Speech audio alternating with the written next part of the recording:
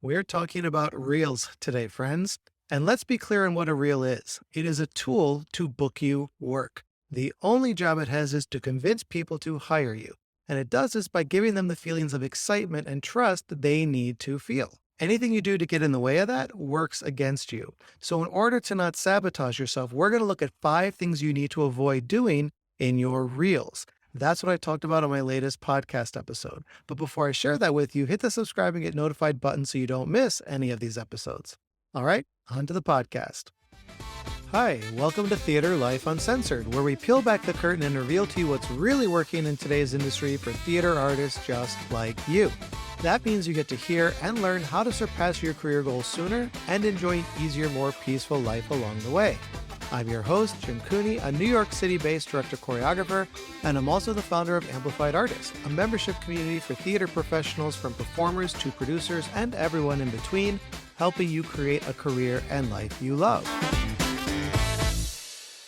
The best part of booking work via a reel versus an audition or interview or pitch meeting is that you have total control. You decide what they get to see and what they don't. You control the vibe, mood, and feeling. You are fully in charge. But with all that freedom comes responsibility. If you're not booking work off your reel, the fault fully lies with you. So we want to eliminate anything that makes it easier for them not to hire you. We want to do the opposite. We want it to be harder for them to say no to you and for them to feel like they're making a big mistake to not hire you. But before we get into that, be sure to hit the subscribe button in your podcast player so you don't miss any of these episodes. And while you're there, would you be so kind to give the podcast a 5-star rating and leave a positive review? It helps new people find out about this podcast, and it's a very quick and easy way to pay it forward. The more we all help each other, the more we all succeed. Also, I have a free gift for you. The biggest career struggle people seem to have is with their branding. There's so much confusion about what it is and how you do it. So to help you, I've put together a free guide and worksheet walking you through a 3-part formula that clarifies your brand. You can grab it for free at jimcooney.me/branding. Again, jimcooney.me/branding, and I'll include that link in the show notes. By the way, if you want to connect outside of this episode, you can follow me on Instagram at jimcooneynyc. Pop on over there and say hello. Okay, so here are 5 things you want to avoid with your reels. The first one is not having your contact info in it. This is a complete non-starter because if the casting team doesn't know how to contact you, it is impossible for them to hire you. I can't tell you how many reels I see without any contact info. And I think the reason for this is people think that if their reel is on their website or social media, that their contact info is already there. But they forget that their reel is getting shared when people are referring them for various projects. And even if people do make their way back to your social media page and try to message you, it probably gets put in the message request section of your account. Now, I don't know about you, but I hardly ever check that because it doesn't notify me when I have messages there. So you could lose out on a time-sensitive project, whereas if they could have just contacted you directly, you would have immediately seen it and could have booked the job. I always say that reels are for strangers, meaning if someone already knows you and knows your talent, they're probably not going to look at your reel because they already know what you can do. The majority of the people who will want to watch your reel are people who don't already know you, which means you're not connected on social media, which is why their message will go to that message request folder instead. So instead of providing the chance for communication to get lost or just end completely, simply include your contact info in your reel so you are guaranteeing they have a way to easily contact you. Second, the next thing you want to avoid is not being the star of your reel. You need to be Beyonce. Is she ever not the focus of the shot? Do you have to look hard to find her? No.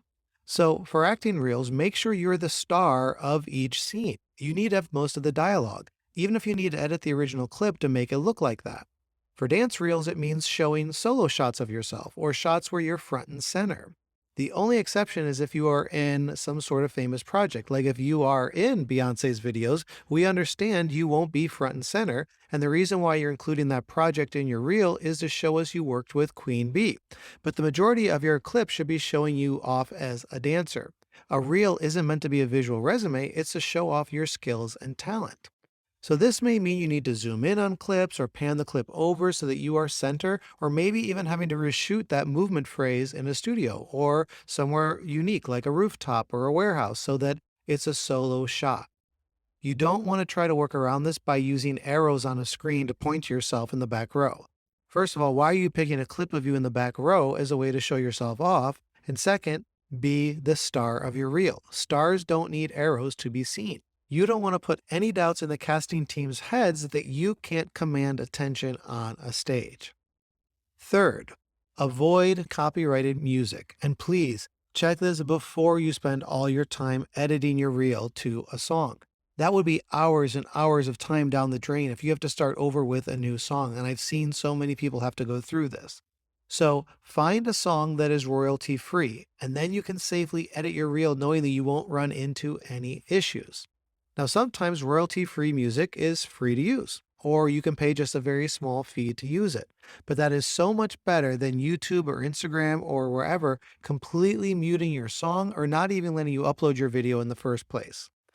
Now, if you're unsure that your song is copyrighted, try to upload a clip of the song to YouTube. Just throw it in your video editor and export it. You don't need to add any videos to it because we're only checking the music here. So just export it as is and then upload it to YouTube. It will flag you pretty quickly and alert you if it's copyrighted. You could create a second Instagram or TikTok account or wherever else you plan to post it, just as a dummy account to use for testing, and upload the song there too if you want to be extra safe. Fourth, don't use video effects and fancy transitions. You're not auditioning as a video editor. You are auditioning or presenting your work as whatever artist you are, an actor, dancer, choreographer, it doesn't matter. Your work is what we want to be looking at. We don't want anything to be distracting from that. And so effects and swipes and stars going across the screen and all these kinds of things are just going to get in the way of people seeing your work. And because these things are not industry standard, it makes you come across as more of an amateur. So stick to simple cuts or quick cross fades, those are all that you need. Finally, the fifth and last thing to avoid is making your reel too long. Less is more. With longer reels, you end up showing the same thing but with different projects. Like, we don't need to see you do a pirouette from 6 different shows. Once we can see you do a triple pirouette, we know you can do it. We don't need to keep seeing it. Same thing with an acting reel. We don't need to see you play the same character in 3 scenes. Because what happens is it comes across as it being the only thing you're good at doing. So before you put your reel together, decide everything you need or want to show and only include one example of each. Now, I've seen thousands of reels by this point from the shows I've cast and all the people I've taught how to make their reels, and I've never come across anyone who couldn't show everything they do in less than 2.5 minutes. In fact, just 1 minute is sufficient for most people. There is no added value in making your reel longer than it needs to be, but there is so much value in keeping it short.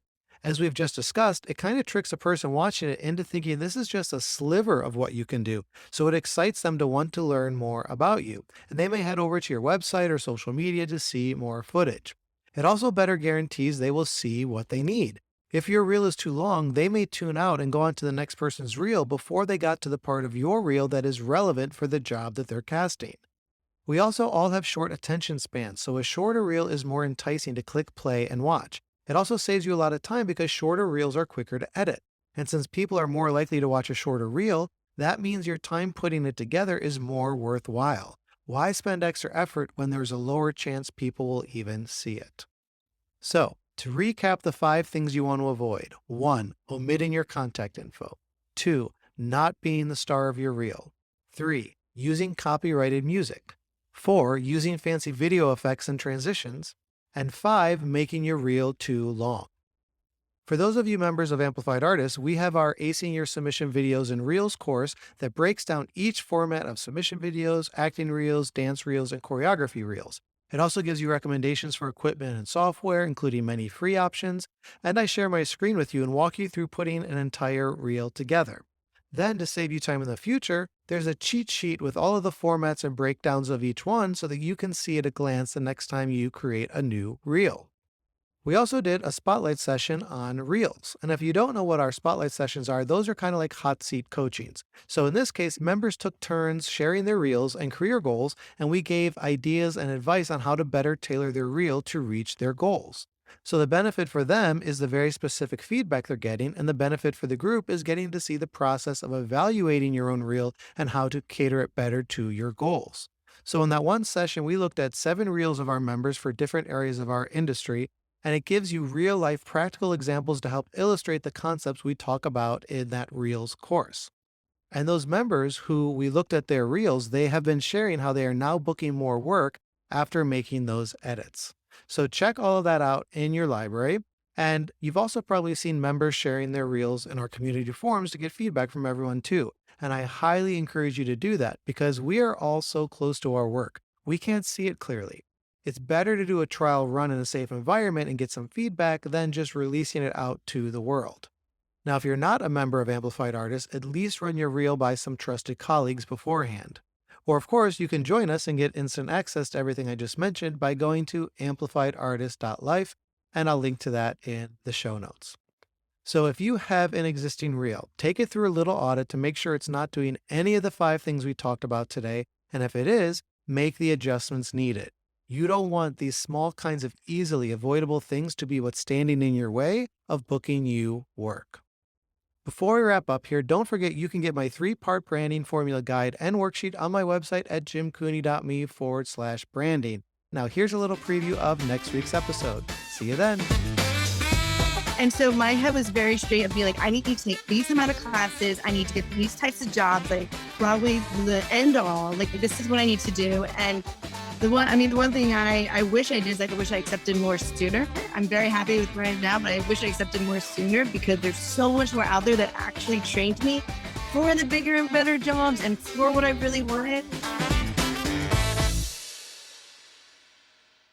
So there you go. If you've got any questions or want to keep the conversation going, just drop a note in the comments below. I personally respond to each one. And if you like this episode, hit the like button to help more people find out about it, and be sure to subscribe and get notified of new episodes too. Remember, there is no one on the planet who is just like you. Be true to the gifts you have and who you are. Thanks for watching, and I'll see you next time.